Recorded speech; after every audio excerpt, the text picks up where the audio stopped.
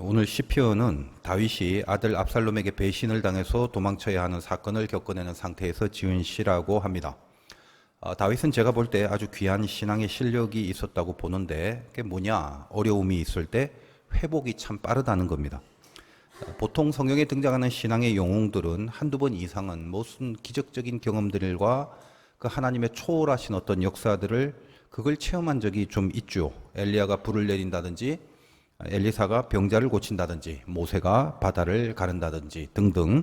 그런데 다윗은 어떤 특별한 기적이 있었던 적이 없습니다. 성경에서 많은 부분 다윗의 이야기가 있음에도 불구하고 여러분이 잘 알고 계시는 골리앗 사건도 따지고 보면 하늘에서 무슨 벼락 같은 게 내려서 이긴 게 아니라 자기가 던진 돌멩이를 통해서 이긴 거죠. 그것은 기적은 아닙니다. 그래서 제가 개인적으로 이 다윗의 신앙의 정체성에 대한 정의를 내렸는데 기적으로 이기지 않고 회복으로 이기는 신앙 이렇게 규정을 했습니다. 다윗 인생의 가장 큰 슬럼프는 크게 두 가지라고 보는데 영적인 슬럼프와 현실의 슬럼프가 있었습니다. 영적 슬럼프는 바세바 사건이고 현실의 슬럼프는 아들 압살롬에게 쫓겨나는 오늘의 배경이 되었던 사건이라고 봅니다. 물론 그 외에도 수많은 고난들이 늘 닥쳐왔던 그런 인생임에는 틀림없었죠. 보통의 사람들 같으면 그 정도의 상황에서는 회복 자체가 어려울 수도 있었을 것인데 다윗은 달랐습니다. 바세바 사건에는 선지자 나단의 지적을 받았을 때 이걸 뭘 질질 끌고 핑계대고 합리화하고 도망하고 안 그럽니다. 바로 엎드려서 회개하고 바로 돌이켜버리지 않습니까? 오늘 압살롬에게 쫓겨난 상황은 어찌 보면 훨씬 마음이 힘든 경우라고 볼 수 있습니다. 그렇죠. 다윗은 평생 전쟁을 많이 치르고 또 도망하는 일에는 이력이 붙었던 사람입니다. 다윗의 20대 젊은 나날들은 그냥 인생 자체가 도망이었습니다. 사울의 추격을 피해서 오죽했으면 블레셋으로 이렇게 망명을 했었겠습니까? 자, 그런데 그와 달리 자기 아들에게 쫓겨나는 이 상황은 그런 도망가는 일들과는 비교할 수 없는 심정적으로 충격이 더했지 않겠습니까? 더군다나 이 압살롬의 반역은 다윗이 젊은 때가 아니라 환갑을 넘은 나이에 일어난 일입니다. 사람이 나이 들면요 다 약해지죠. 특히 남자는 더합니다.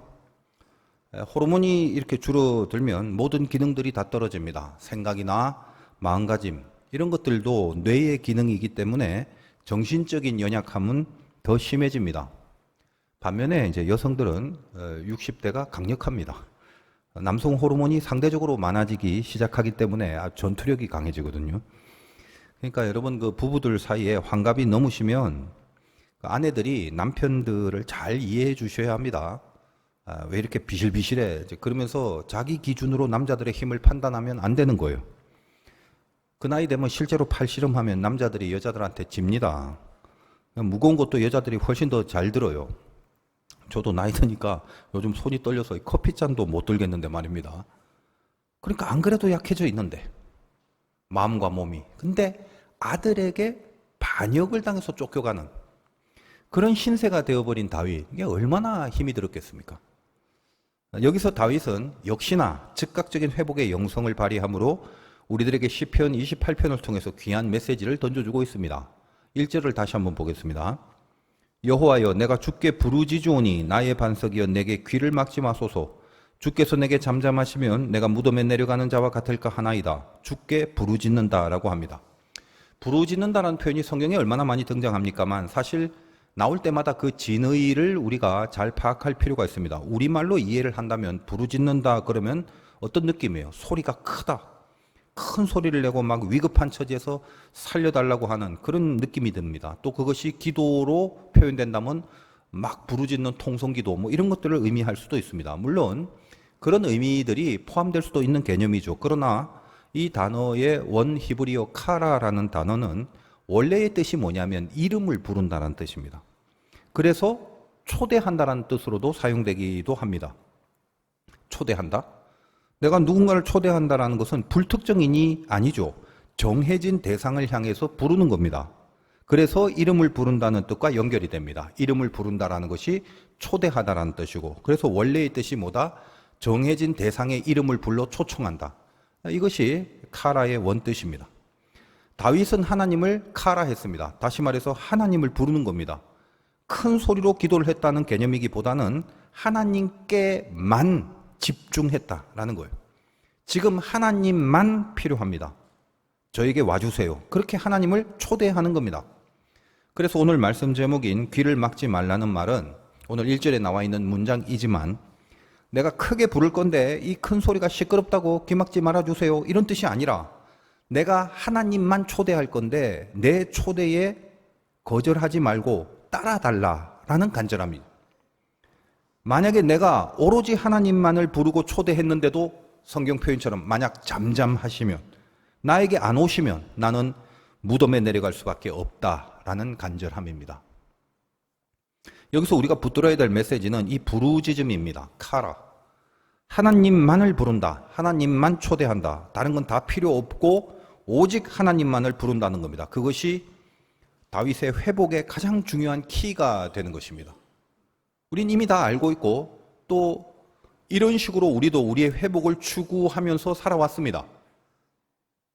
어려움이 심각해지고 고난이 바닥을 치게 되면 하나님을 부른다라는 개념을 우리는 잊어버릴 수도 있고, 정작 이 문제에 하나님만 부른다고 답이 될 수 있는가라는 의구심이 생기기도 합니다만, 오늘 다윗의 이 이야기를 통해서 자기가 힘으로, 자기의 어떤 능력으로 또 이 모든 상황이 헤쳐나갈 수 없는 그런 밑바닥에 처해져 있는 상황일지라도 믿음을 갖고 있는 사람이라면 어떻게 즉각적인 회복이 다윗처럼 가능한가라는 것을 염두에 두시고 오늘 이 부르짖음이란 단어를 한번 가슴에 새겨보시기를 바랍니다.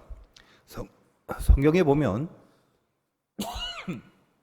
다윗이 쫓겨나갈 때 시므이라는 사람이 다윗을 쫓아오면서 돌을 던지면서 저주하는 장면이 나옵니다. 안 그래도 극단의 어려움에 처한 상황인데 웬만한 사람 같으면 분노가 일어나지 않겠습니까? 그리고 그 분노는 상당히 정당한 분노 아니겠습니까? 그걸 듣고 있는 다윗의 신하인 아비새가 저런 강아지 같은 자를 하면서, 성경 표현이 그대로입니다. 제가 목을 베고 오겠습니다. 저걸. 그렇게 얘기하죠. 그러나 다윗이 그러지 말라고 합니다. 하나님이 저 저주조차 허락하셔서 그런 것이다 라고 하면서 그 저주가 나중에는 나에게 선이 되어 갚아주실 것이다, 이렇게 말합니다. 여기서 참 다윗이 큰 사람이구나, 가슴이 넓은 사람이구나, 이런 것들을 느낄 수 있게 해주며 또 많은 사람들이 그렇게 이야기를 합니다만, 제가 그 부분을 묵상하고 다윗의 전체의 맥락을 파악했을 때 뭔가 다른 부분, 그러니까 다윗이 그렇게 도량에 있는 모습을 보인 원래의 이유가 뭐냐, 그의 인격이 출중해서만은 아니다라는 생각을 하는 거예요. 그 부분의 성경을 읽어보시면 이해하겠습니다만, 그런 상황에서는 도량을 베푼다는 게 오히려 더 이상합니다. 당연히 처단해야 그것이 오히려 상식적인 상황이었다는 거예요. 여러분, 한 나라의 왕입니다.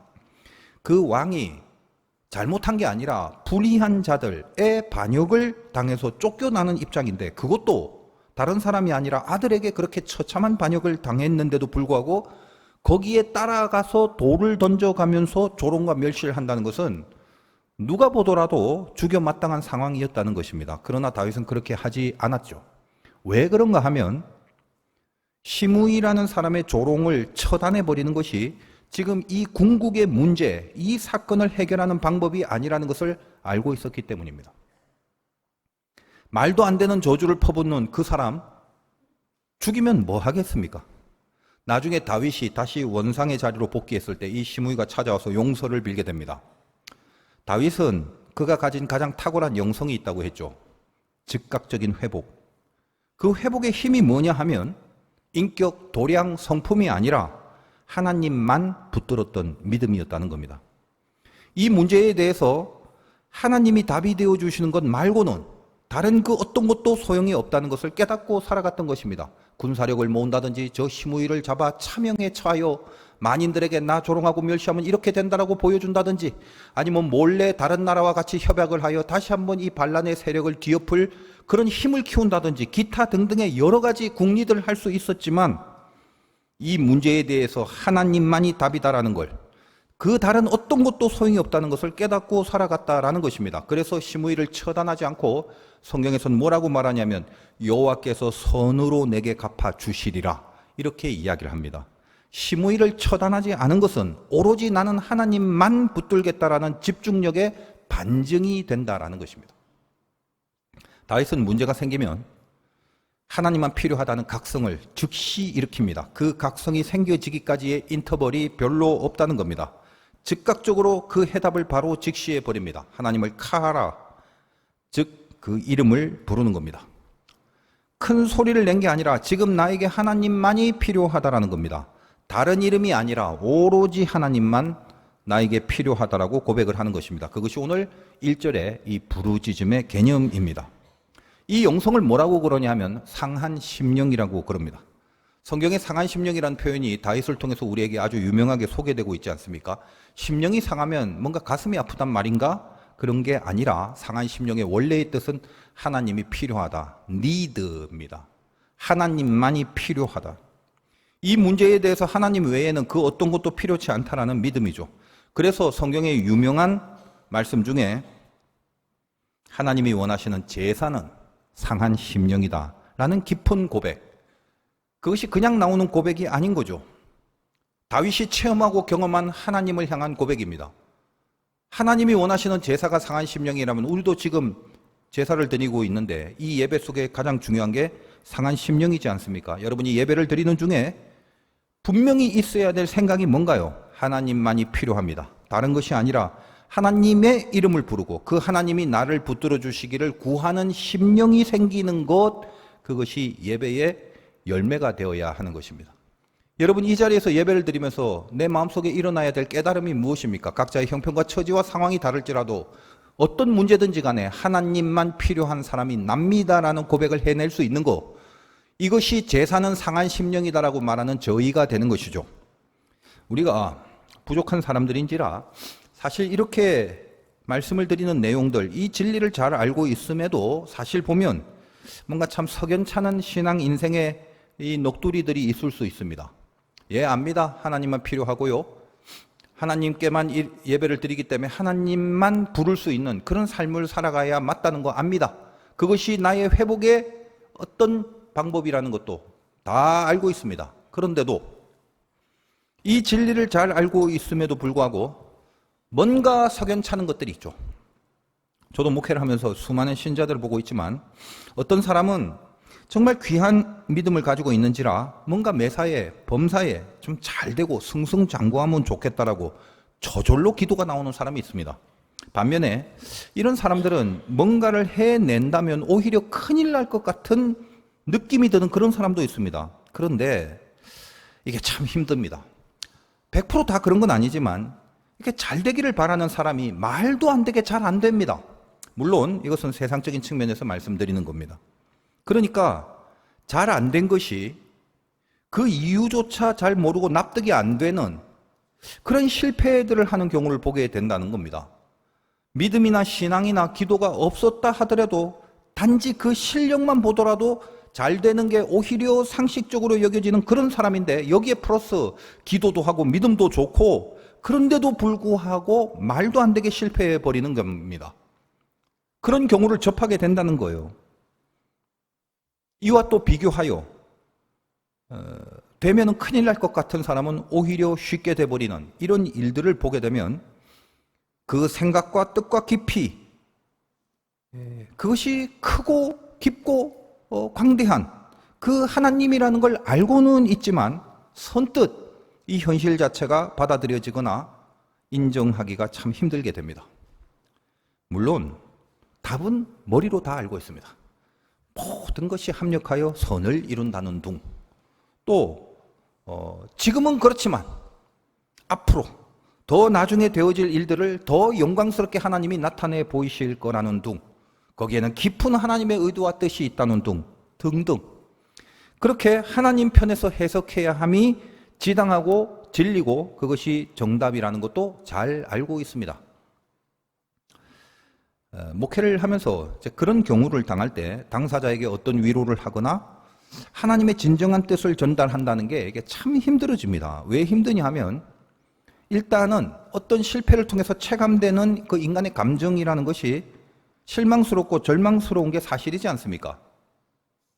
지금 어떤 병으로 다 죽어가는 사람이 있다고 합시다. 근데 그 죽어가는 사람한테 가서 처음부터 눈에 힘을 주면서 걱정하지 말라고 진리를 전할 테니까 죽으면 천국 갈 건데 뭐가 걱정이냐고 그렇게 말을 할 수가 없는 거죠.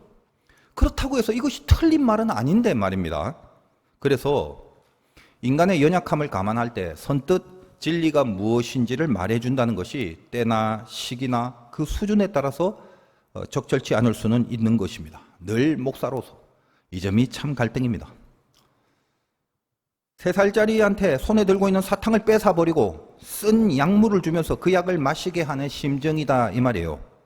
그걸 뭐라고 하면서 할 수 있겠습니까? 야야야, 사탕은 당뇨가 생길 수 있고 이가 썩을 수 있고 몸에 안 좋으나 이 약은 맛은 쓰지만 이런저런 성분이 들어있으므로 이거 먹으면 쓰더라도 네 건강에 좋으며 등등 3살짜리한테 그렇게 말을 할 수가 없는 겁니다.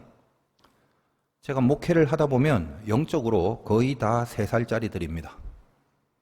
한 30살 이상은 되어야 어떤 때는 목사인 저보다도 더 좋은 믿음으로 자기 문제를 이해하고 해석을 하는 분들도 있습니다. 그런 분들 만나면은 저도 은혜를 받고 깜짝깜짝 놀라죠. 이야, 이 정도의 수준의 신앙이었던가. 그렇게 성숙한 신자들에게는 진리 자체를 전하는 게 너무 수월해지는 겁니다.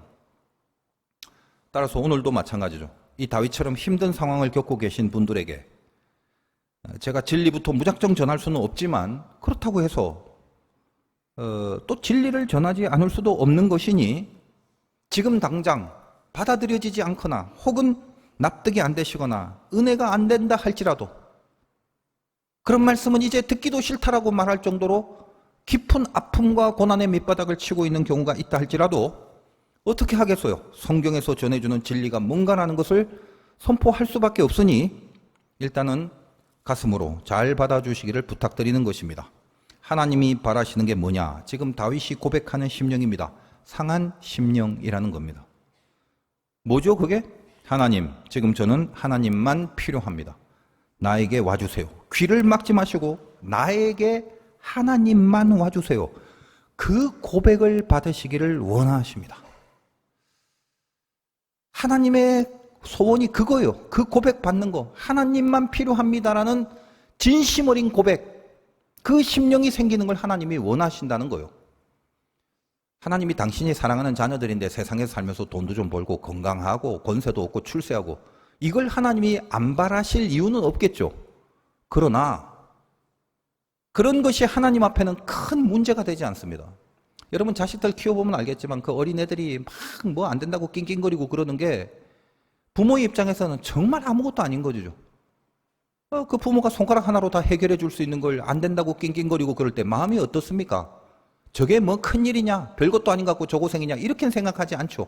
별거 아닌 건 알고 있습니다만 그 아이가 사랑하는 자녀이기 때문에 이 자녀의 고통과 아픔을 같이 공감하면서 그 자녀의 아픔의 문제를 그 수준에서 해결해 주시려고 하는 것이 아버지, 어머니의 마음이며 하나님의 마음입니다. 그러나 중요한 것은 그렇게 아파하는 것이 하나님이 보실 때는 정작 아무것도 아닌 실체더라라는 사실만큼은 아시고 계셔야 한다는 것입니다.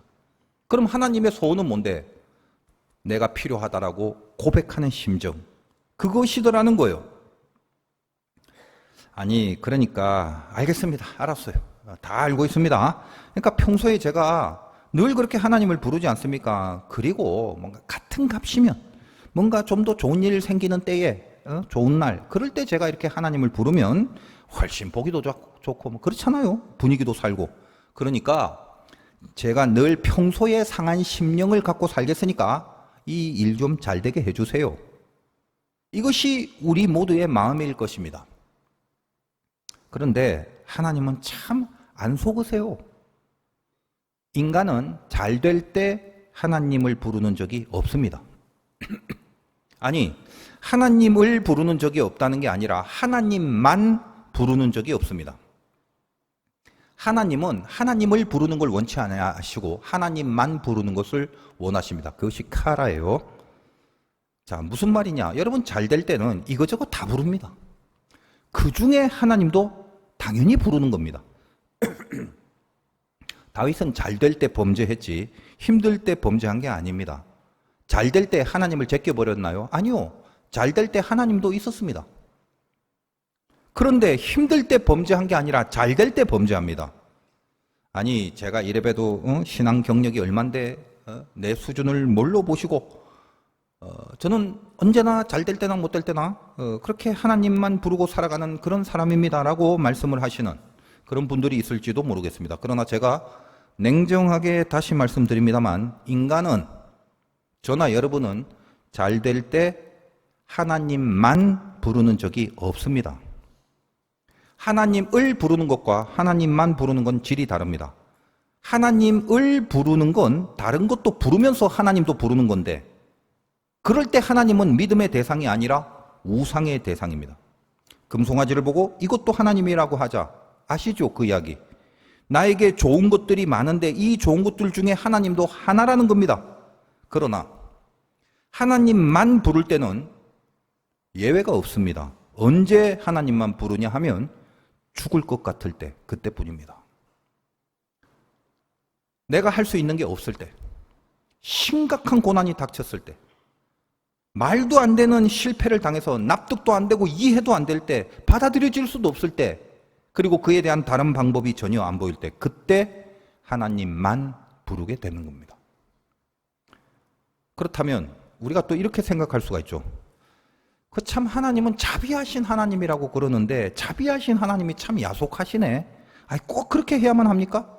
뭐 말로 해서 안 되는 것이 인간의 모습이다. 이거 이해는 하겠는데 그렇다고 해서 일을 이 지경으로 만들어 놓으시면서까지 우리가 하나님만 부르기를 원하시는 그 심보가 뭔가요? 하나님.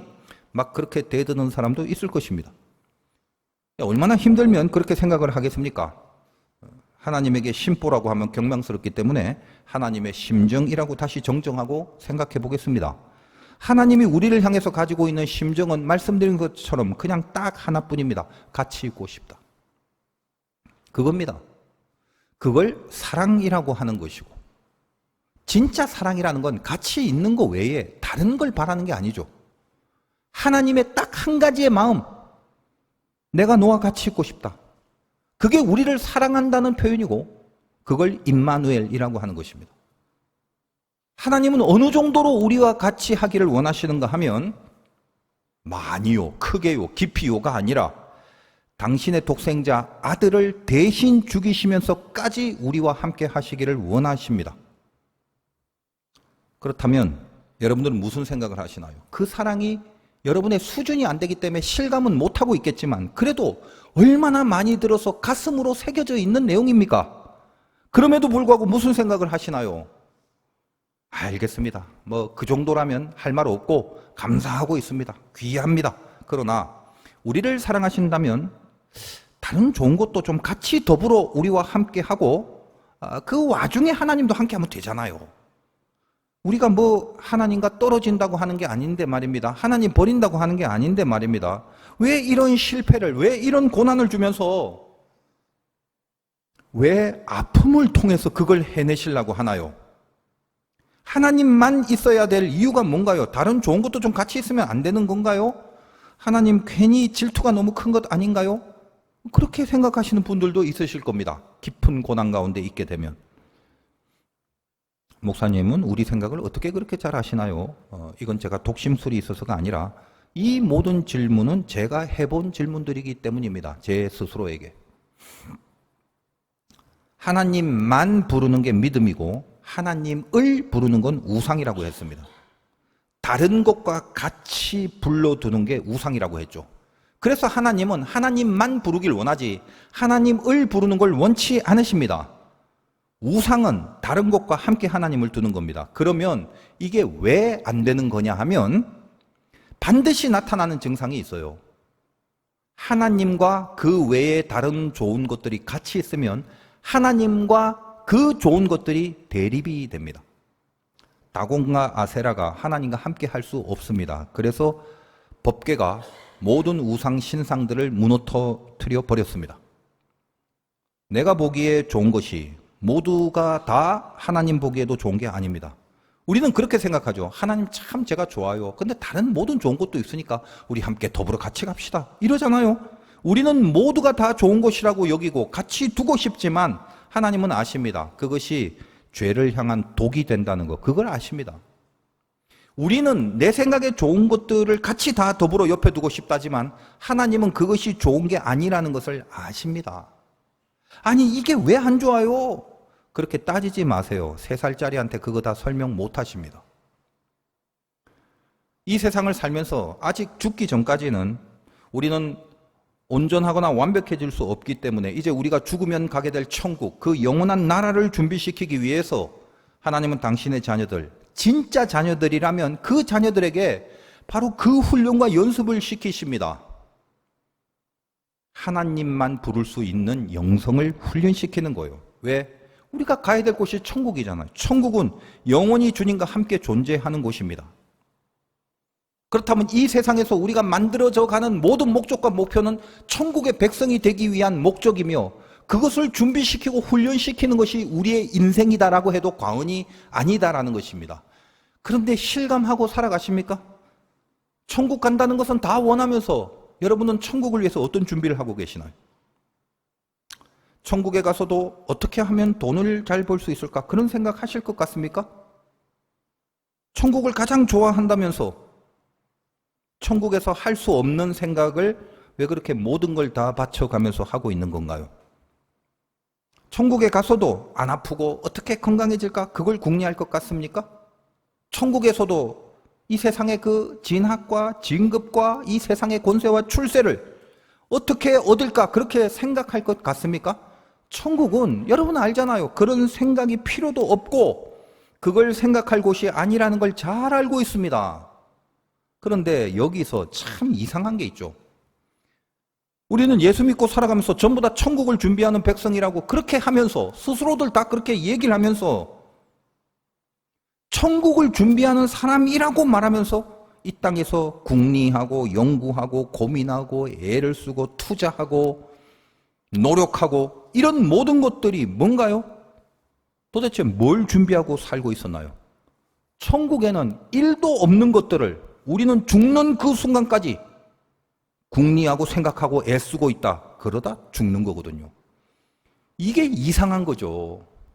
그러니까 거짓말을 하지 마세요. 천국 준비하는 백성이라고. 여러분이 뭘 준비하고 있는지를 스스로 확인해 보라 이 말이에요.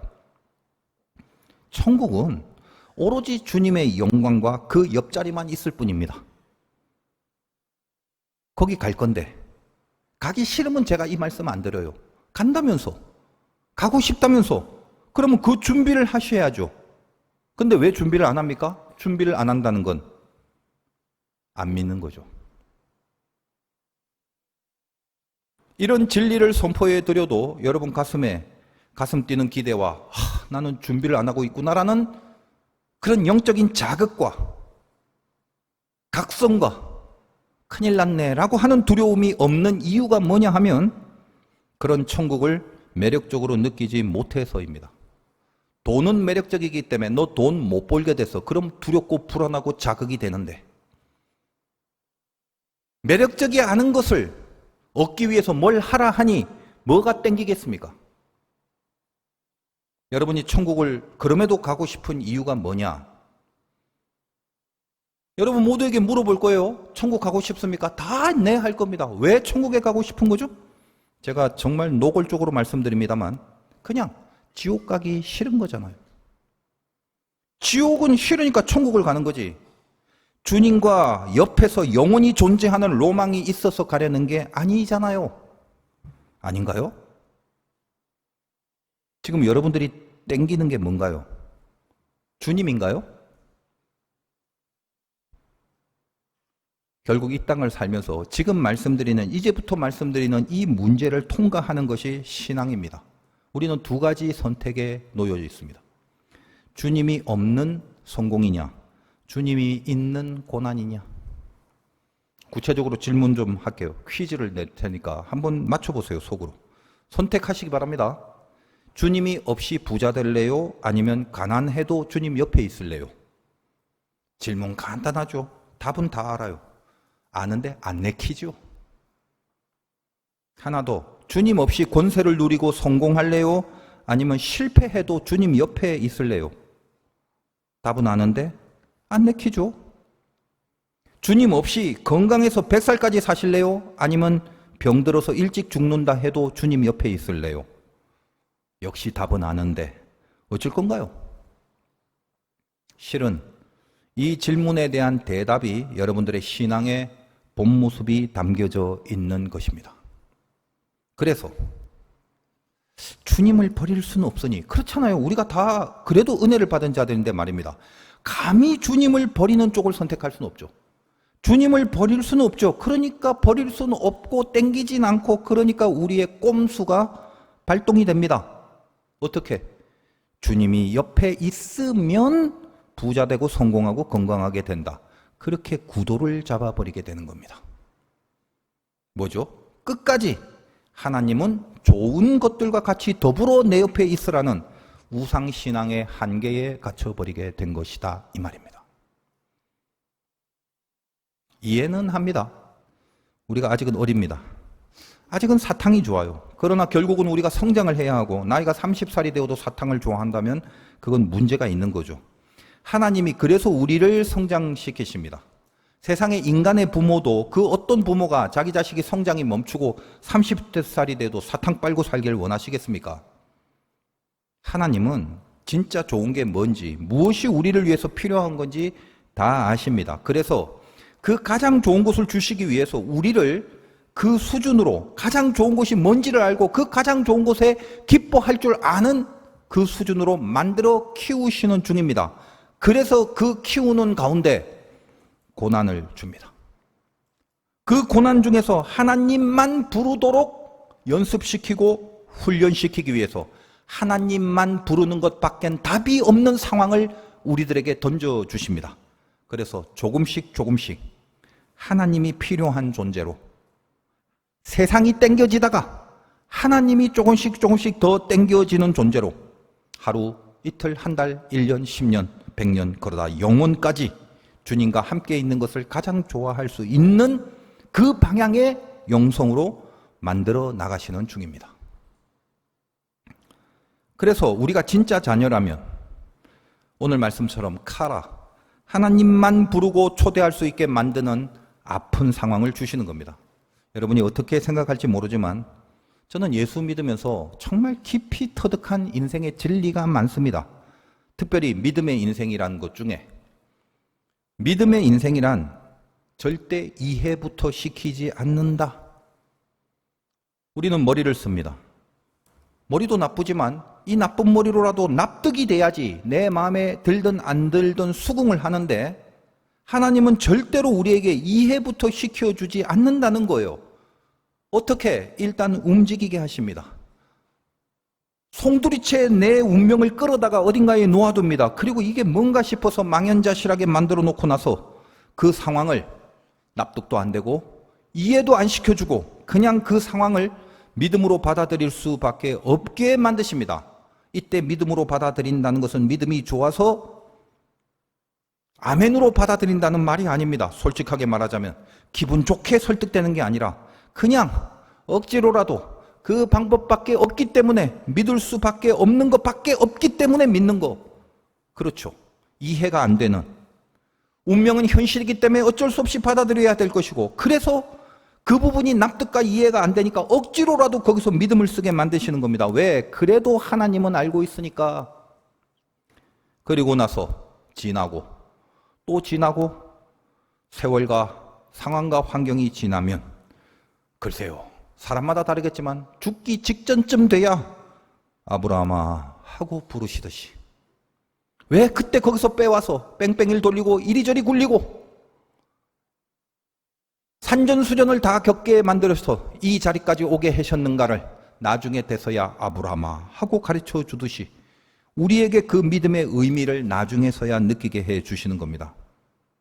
여러분이 오랜 신앙생활을 했을지라도 어느 정도 그 이해 속에 받아들이는 믿음이 생겼는가 하면 아직도 그 이해가 있기까지 많은 시간과 세월을 살아야 될 분도 있습니다. 이랬든 저랬든 지금은 하나밖에 없죠. 인도하심 중에 있다는 거예요.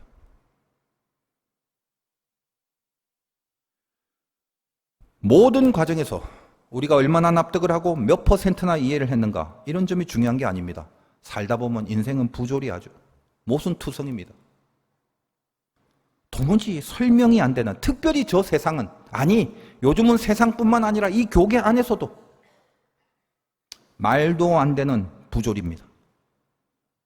모든 것이 모순투성이처럼 여겨지는 이 인생의 과정을 겪으면서 신비하게, 이게 정말 신비한 건데, 고난, 아픔, 괴로움, 납득하지 못하고 이해하지 못하는 상황들, 기타 등등 어딘가에 말할 수 없이 툭 던져진 그 상황인데도 불구하고 신비하게 거기서 하나님과 바짝바짝 가까워지게 만들어 버리십니다. 그리고 하나님만 필요한 것이 인생이다라는 것을 아직은 온전하지는 않으나 그 감을 분명히 잡게 만들어 버리신다는 겁니다.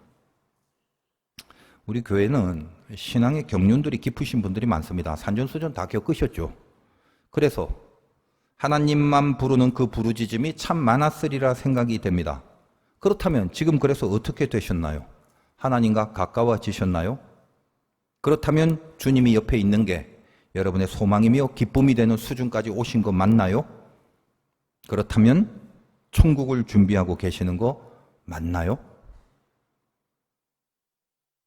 어디쯤 와 계십니까? 뭘 준비하고 계십니까? 얼마 안 남았잖아요. 겁을 좀 드릴까요? 인간의 어리석음이 천년 만년 살 거라는 생각 속에 모든 걸 판단하고 결정하고 있다는 것입니다. 10년 길지가 않습니다. 알잖아요. 그렇다면 오늘부터 10년 후에도 지금 여기처럼 앉아 계실 분은 몇 분이나 될까요? 제가 말씀드릴까요? 반 정도 될 겁니다. 하나님만 부를 수 있는 상황을 만나게 되신다면 그러므로 낙담하지 마시고 그 안에 드리워진 나를 향한 하나님의 사랑을 느끼셔야 합니다. 억지로라도 느끼려고 애를 쓰셔야 됩니다. 여러분, 생각이라는 게 종이 한 장 차예요. 이거 왜 이러냐? 그게 아닙니다. 그 생각이 틀린 거라고요. 진짜 믿음의 승부를 해야 할 싸움이 걸려온 것뿐입니다. 다윗이 압살롬에게 쫓겨나는 이 상황도 마찬가지. 그걸 이해하려고 하지 마세요. 그 믿어야 하는 겁니다. 그래서 믿으면 납득이 된다가 아닙니다. 그냥 내 영혼에서 이 상황 속에서 할 수 있는 게 없기 때문에 주님만을 부르짖는 그 믿음을 억지로라도 견지해 내셔야 되는 겁니다. 힘들어도 이걸 꽉 붙잡고 있어야 되는 것입니다. 이탈해서도 안 되고 스스로 안에서 자폭해서도 안 되는 거예요. 안간 힘을 써서라도 기분 좋게 룰루랄라 하면서가 아니라 힘겹다 신음소리를 내면서도 아프다라고 악악 비명을 지르면서도 이거를 끝까지 붙들고 견지하셔야 되는 것입니다. 그래서 모든 상황을 부르짖는 상태로 바꿔버리는 것, 그걸 해내셔야 한다는 거예요. 다윗은 부르짖는다는 표현을 오늘 2번 사용합니다. 말씀드린 1절의 부르짖음은 이제껏 설명해드린 카라죠. 하나님만 부르고 초대하는 것을 말합니다. 그리고 나서 이 모든 긴 과정 가운데 그 하나님이 나에게 와서 가까워지면 드디어 2절의 부르짖음이 가능해집니다. 2절 보겠습니다. 내가 주의 지성소를 향하여 나의 손을 들고 주께, 또 나오죠. 부르짖을 때에 나의 간구하는 소리를 들으소서. 여기서 부르짖는다는 히브리어는 1절에 있는 카라가 아닙니다. 샤와라는 단어를 썼는데 그 뜻은 넓다, 자유롭다라는 뜻입니다. 넓다라는 것은 한계를 벗어나는 거죠. 자유롭다. 그래서 자유롭다는 말입니다. 무슨 말이냐면 1절의 카라, 하나님만 부르면 그 하나님이 귀를 막지 않으시고 오실 때, 내 옆에 계실 때, 그 다음에 모든 문제로부터 샤와, 자유케 되는 하나님의 간섭과 도우심이 있음을 말하는 것입니다. 이것이 다윗의 회복 능력입니다. 아프리카 한인교회 세미나를 인도할 때 아프리카에서 가장 큰 한인교회는 요하네스버그 한인교회입니다. 고신측 교회인데 그 고신측이 굉장히 보수적이고 철저한 신앙생활을 추구하는 데죠. 부산에 그 고신대학이 있습니다. 그 교회 담임 목사님과 대화 중에 당신이 선교사를 했을 때 자기를 파송한 교회가 부산의 남천교회라는 데라고 말씀하셨습니다. 그 이야기를 듣는 순간 제가 가슴이 확 하고 메어집니다. 왜? 부산 광안리에 있는 그 교회 맞죠? 네, 바로 광안리에 있는 그 교회임을 제가 잘 알기 때문입니다. 저는 고등학교 때 예수를 믿었지만 고3 때 너무 힘든 시절을 겪어야 됐기 때문에 제가 거처하는 곳이 그 광안리 바다 앞에 주유소를 만들기 위해서 준비 중인 폐허가 된 판잣집입니다.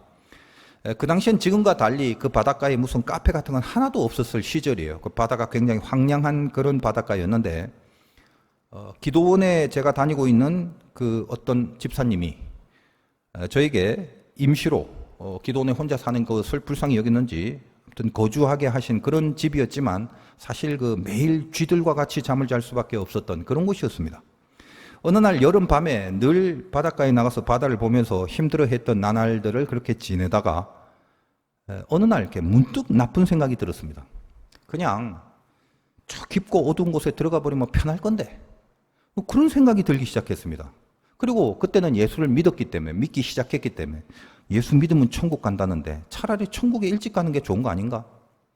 사람이 이렇게 영이 들리면 순간에 모든 것을 잘못 판단하게 되는 겁니다. IQ, 지능, 학벌 아무 상관이 없습니다. 영의 통치를 받으면 생각 자체가 틀려먹게 되는 거거든요. 제정신으로 자살하는 사람은 없습니다. 그 순간에 악한 영이 지배해 버리는 거거든요. 그래서 잘못된 생각을 바꿀 수가 없게 만들어 버립니다. 허리에서 가슴까지 들어갔습니다. 그런데 앞으로 들어가기가 갑자기 까만 바다를 보니까 겁나더라고요. 그래서 뒤로 들어가서 누워버리면 그러면 편하지 않겠나라는 생각에 몸을 뒤로 딱 돌렸는데 그 순간에 제 앞에 저 백사장 뒤쪽으로 빨간 십자가 불빛이 보입니다. 그 교회가 바로 남천교회였습니다. 하나님이 지금 내가 죽는 걸 원하지 않는다는 각성이 그 십자가를 보는 순간 생겨버린 거예요. 내가 죽을 것 같으면 왜 주님이 오셔서 저 십자가에 달려 나를 위해 죽으셨겠는가? 내가 죽는다면 대신 죽으신 주님은 뭐가 되는가? 물 밖으로 나와서 물을 대강 다 짜버리고 교회로 갔습니다. 그날이 수요일 예배인데 예배를 드리고 있었습니다. 인생에 처음으로 젖은 옷을 입고 드린 예배였습니다. 목사님이 무슨 설교를 하시는지는 잘 못 들었습니다만 그냥 눈물로 하염없이 드려진 예배였습니다. 그랬던 인생이 지금 아프리카에서 많은 목사님들에게 그리고 그 교회가 파송된 목사님에게 강의를 하고 있게 된 것을 생각하니 하나님만 부르고 살게 하는 인생이라는 것이 과연 어떤 인도하심인가에 대해서 그 깊은 인도하심에 붙들리게 되는 그런 추억을 새삼스럽게 할 수 있는 시간이 되었습니다. 예수를 믿고 살아간다는 것은 믿음이 강력해지는 그 순간부터는 후회할 것이 없는 인생으로 이끄십니다. 지금 마음에 안 들고 지금 당했던 것들이 있습니다. 그때 그것만 아니었으면 이라고 여겼던 그 숱한 아픔들이 그야말로 믿음 하나로 하나님께서 인도하심을 받아 누리게 된다면 우리가 너무나도 잘 알고 있는 합력하여 선을 이루는 도구밖에 안 된다는 이 진리가 지금 혹시 심하게 당하고 있는 사람의 입장에서는 마음에 안 들 수 있을지라도 그것만이 진리라는 사실만큼은 명심해 주시고 그 생각과 그 각성으로 여러분의 가슴을 채우시기를 바랍니다. 하나님만 부를 수 있게 되는 그 하나님의 이름만 부를 수 있게 만드신 바로 그 일이며 그 사건이며 그 사람입니다. 나에게 하나님께 부르짖을 수 있는 심령을 만들어준 사건이며 사람이며 일입니다. 하나님만 부를 수 있는 심령이 된다면 드디어 다가오신 하나님이 그 일에 자유케 되게 만드시는 하나님의 도우심은 어떤 식으로도 임하게 될 것입니다. 여러분 이해가 안 되고 그래서 납득할 수 없더라도 내 운명을 이끄시는 하나님이 나에게 가장 좋은 것을 주시는 분임을 끝까지 믿으면서 견디셔야 합니다. 그걸 어떻게 믿냐고요? 이미 하나님은 나에게 가장 좋은 것을 주시기 전에 당신의 독생자 외아들의 피를 주신 분임을 기억하시기 바랍니다. 다른 것과 더불어 하나님을 부르지 마시고 모든 하나님이 싫어하는 죄들을 이제는 정말 잘라내고 끊어내서 제발 좀 하나님만 부를 수 있는 심령이 생기셔야 하는 겁니다. 얼마 남았습니까, 여러분? 인생 뭡니까 도대체? 여러분 천국에 가셔야 되지 않습니까? 하나님과 함께하는 그것이 나에게 가장 큰 행복이고 기쁨이 되어야 마땅하지 않습니까? 그 외에 다른 인생의 해법은 없습니다.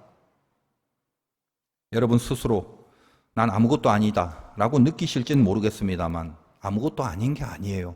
하나님은 나를 위해서 당신의 아들을 죽이신 분입니다. 그 하나님이 아들을 대신 죽이고 살려내신 그것이 여러분이고 그 여러분의 인생을 그 하나님이 어떻게 인도하실지는 의심하지 마시길 바랍니다. 하나님, 힘듭니다. 그렇지만 오늘 말씀을 붙잡습니다. 제가 믿습니다. 이름을 부를 때에 귀를 막지 마옵소서. 승리하시기를 주님의 이름으로 축원드립니다.